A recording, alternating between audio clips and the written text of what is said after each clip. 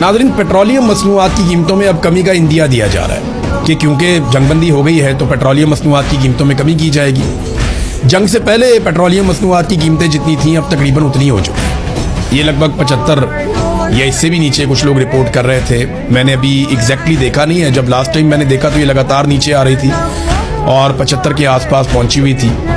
तो इतनी तेज़ी से अगर ये पेट्रोलियम मसनूआत की कीमतें नीचे गिर रही हैं तो ये तो लगभग 40% कम हो गई। तो पाकिस्तानियों को कितना रिलीफ मिला? जब थोड़ी सी कीमत बढ़ी थी तो इन्होंने उठाकर पेट्रोल को पहुंचा दिया था 450 रुपए तक लीटर पे ये ले गए थे, और अब इन्हें इसको कम से कम 200 रुपए से नीचे लेकर आना चाहिए।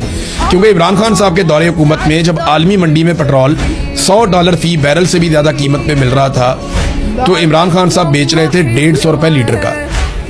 आज ये पेट्रोल जो है उससे भी बहुत कम कीमत पे, यानी जितने का इमरान खान साहब ले रहे थे उससे 30% कम कीमत पे आज मिल रहा है। तो फिर इन्हें चाहिए कि ये इमरान खान के दौर से 30% कम नहीं करते कीमत, तो 200 के अंदर तो कम से कम ले आए।